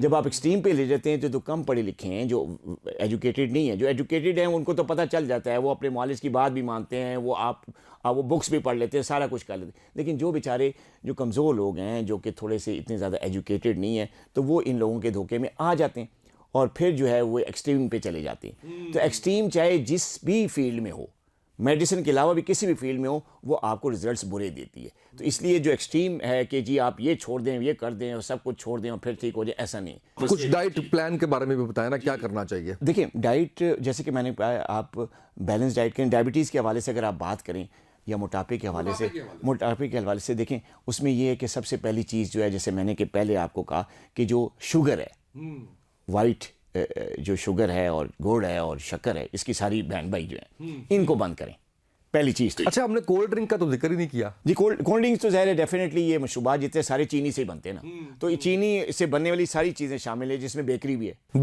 बेकरी स्टफ भी हैं, आपके बिस्किट्स हैं, आपके केक्स हैं, मिठाइयाँ हैं। तो वो सारी चीज़ें जो कि चीनी है उससे बनती हैं, वो सारे उससे जो गोल शक्कर से बनती है वो सारी बंद है। अगर वेट आप रिडक्शन की बात करें तो पहली चीज़ तो जो मैं अपनी डाइट में रिकमेंड करता हूँ कि आप चीनी का इस्तेमाल बिल्कुल बंद करें टोटली।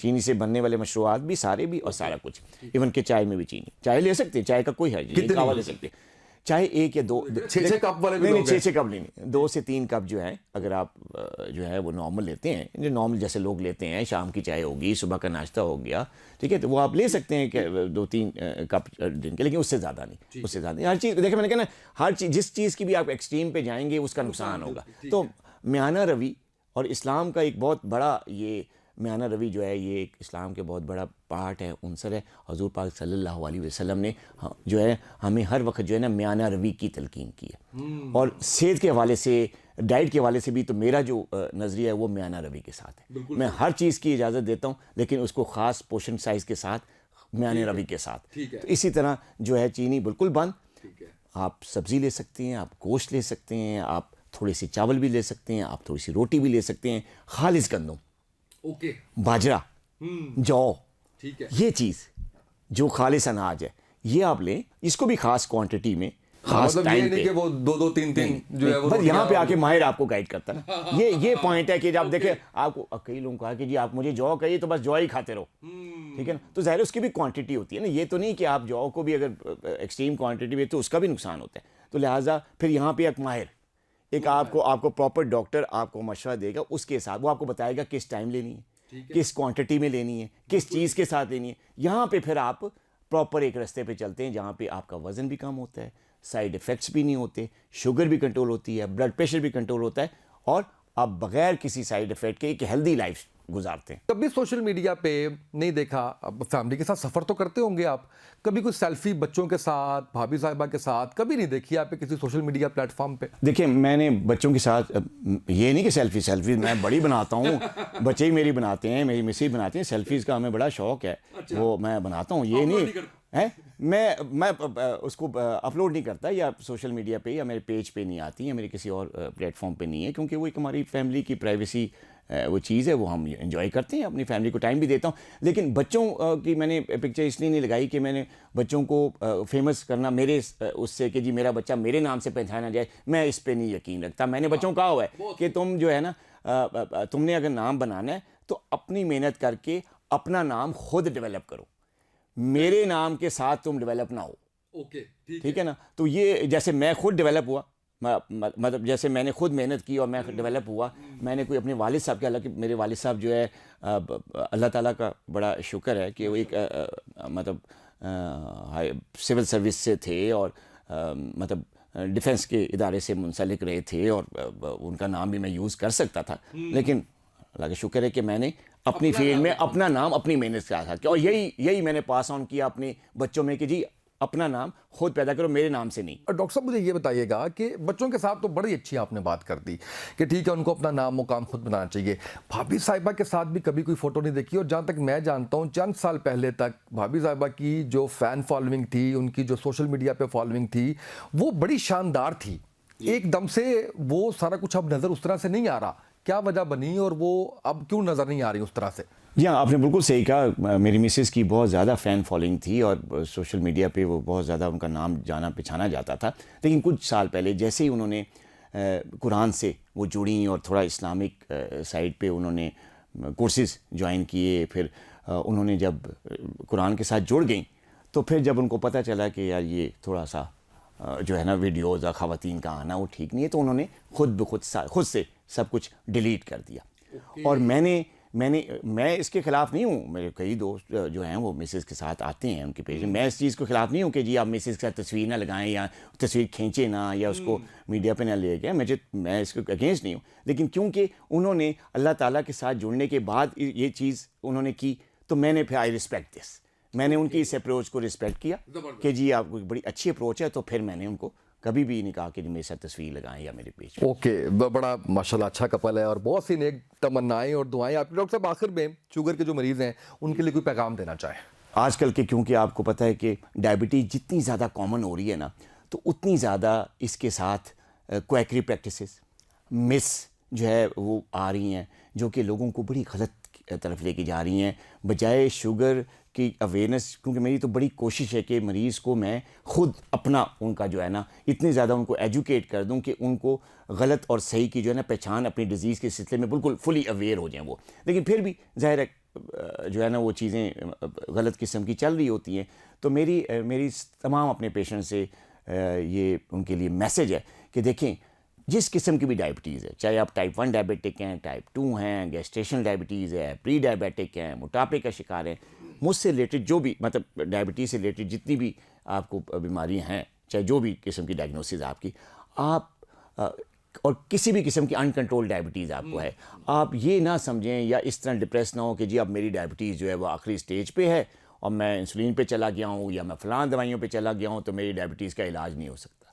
डायबिटीज़ मैंने क्योंकि इंटरनेशनली भी काम किया, दुनिया भर में मेरे पेशेंट्स हैं, मेरा एक्सपीरियंस जो है सिर्फ एक ही बात कहता है कि चाहे किसी भी तरह की डायबिटीज़ है, चाहे वो किसी भी लेवल पे अनकंट्रोल्ड है, उसका इलाज मुमकिन है। किस चीज़ तीन चीज़ों का कॉम्बिनेशन है। जो ट्रीटमेंट है डायबिटीज़ की जिस किस्म की भी है, 3 चीज़ों का कॉम्बिनेशन है। 3 चीज़ों का क्या, प्रॉपर डॉक्टर से प्रॉपर डोज में आपके लिए जो दवाई है वो आप उसको यूज़ करें रेगुलरली अपने मॉलिज के मशवरे के साथ। Number 2, active lifestyle.